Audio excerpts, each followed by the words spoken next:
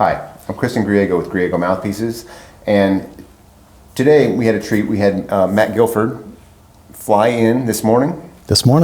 From Washington, D.C. If you don't know Matt Guilford, he plays bass trombone in the National Symphony Orchestra. How long have you been there? Since 1991, so I'm finishing my 33rd season. Wow. That just told me 33 years ago I graduated from high school. Oh my gosh, time goes really quick, doesn't it? Well, I've never worked a day in my life. So, I get questions a lot of times in the comments on our YouTube channel and even in emails. And one of the more common questions is about bass trombones, testing out and everything. And yes, I do play bass trombone, I also play tenor, but I'm more of a technician. And so I thought I'd ask you, because when you were just testing out some equipment, you were doing some very specific things. Correct. I think anytime I audition a new instrument, there has to be a reason for doing that. And for me, the constant from moving from one instrument to the next is that it has to be easier to play than the previous one. Mm-hmm. And hopefully I'm making less compensations due to the inequalities of the instrument through the different registers and valve usage and partials. So we were talking a little bit as you were listening to me play, going through arpeggios and with the valve and against the overtone series. And really I'm trying to just use one steady airflow and see how the instrument responds to that. And I'm trying to, in the end, intervene less if at all possible, so that I can put in the steady airflow that's in I tell my students that they put air through the instrument in an honest fashion. So I'm not having to make compensations for whatever the instrument cannot give me. Or constant adjustments because the instrument may be wanting you to do that. Yeah, exactly. And, we become used to the peculiar, things of every instrument. Every instrument has something that you have to adjust.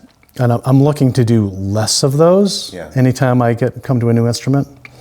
And that's the relationship that you previously had. And when you come in, you have to be aware of what you were previously doing and then try to be as normalized or equal so that when you're blowing and that's one of the things I was noticing when you were playing. Early on, we found one of the current setups, in and out of the valves, it wasn't as consistent. Right. And so then we just, and I would see him kind of reset, but I heard it a few times, and so then we would adjust the equipment until we found equipment that you didn't have to do any of that. Right. Yeah, exactly. And I'm trusting the trombone, the bass trombone voice that's in my head, and hopefully I'm getting some response from the instrument that is in accordance with what I'm wanting to hear. And it became immediate when I didn't. It was right, and you noticed too. Yeah. It's not as honest or not as true to the ears, even from the listening perspective. Right. And so playing these the arpeggios, you would start meat and potatoes, and then you'd stretch up. And a lot of times Matt would go all the way up to top E flats, which and when things were working correctly, you could walk up and you could walk down, and then you could walk down into extreme subterranean, right? Mm-hmm. And what were you? Nobody talks about faces like this, but what do you do with your face as you're going low to high or mid-range to low? What do you do? What I didn't mention before is when I was in undergraduate, I had a huge shift around pedal G, where I would just have to shift the horn and do a lot more upper lip. And horn up. Yeah. Yeah. Almost an upstream embouchure. And I decided this is not a tenable situation going forward. So I just kind of taught myself how to, in fact, stretch the embouchure in the lower range so I don't have to shift. I had to find out where the weakness was, which for me was pedal G. And and strengthened it through long, slow glissandos, and doing that diligently for weeks, months, years, until I didn't have a shift anymore, or it was down like pedal D, where you rarely play. So in effect, what that told me was I have one embouchure that I work with, and meaning the mouthpiece that never leaves the surface of my face, but the aperture, the gap between your teeth and lips, opens and closes. And from vertically, exactly. The jaw may come out slightly as you go lower. It depends upon your facial makeup. But for me, that gives me a lot of solace. Like, I only have to worry about one thing. Two things. Being in shape so that your embouchure can withstand the opening and the closing, and just a steady airflow to allow for, going from low to high. Now, as you were playing, and you would go from excerpt to excerpt to excerpt, I was hearing timbral differences that were choices. So how do you achieve different tonal colors? Right. So unless you're going to be switching instruments all the time to achieve different colors, if you have a daily driver, which most bass trombone players do, how do you get away from having a monochrome kind of approach to bass trombone playing? So Haydn Creation shouldn't be sounding like Janacek's Sinfonietta at all. So my main method of achieving different color is through airspeed and manipulating it.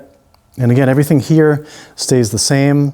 Airflow is extremely important, but I can back off. I can make it hotter. I can make it warmer. I can make it cooler.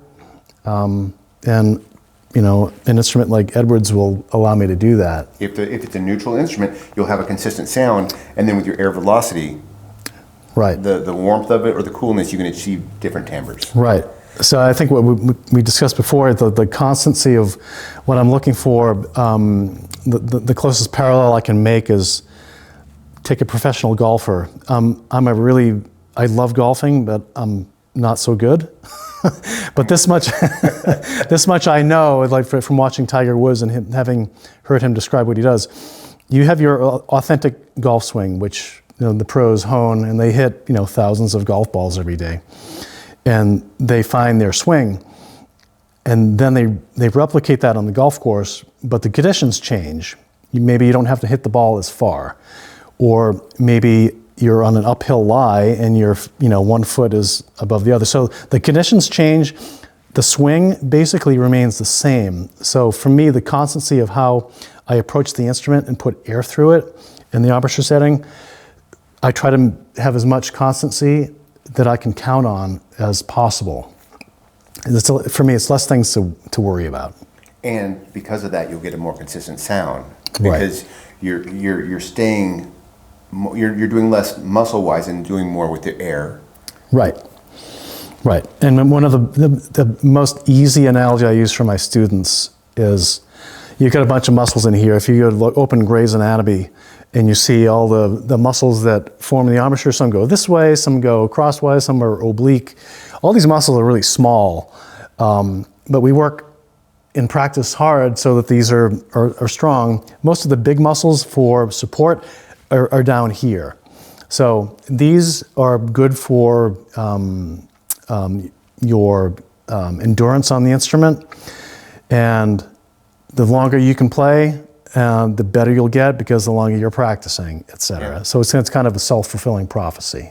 Yeah, well, I love this stuff. I love studying aperture, embouchure, and what makes a good sound. And when you were playing to me, it's very apparent in the room. It's a natural sound, because you're not struggling or fighting against the equipment or your own body, and so that it just naturally happens. And that natural sound approach we were talking about earlier, right? Having your sound, and I think that younger players a lot of times struggle with natural sound because they're trying to emulate too much or copy maybe what is not attainable for either their physique or their face. Yeah. And it's because they're trying to be something they're not. Right. And that's the huge thing, finding out who you are and what your body wants to sound like, and then being okay with that and running towards the positive attributes within that, and then working on the negatives, obviously, to cancel those away and swear that people love your sound. Sure.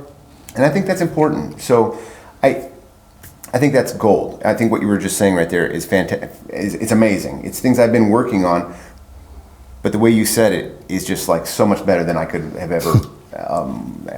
In my head, it's always just been a little cloudy, if that makes any sense. And Sure. I've always talked about natural sound. I've talked about these things, but just being able to have that one embouchure approach, it's really smart. And if you can work towards this, I think you'll be a better player from it.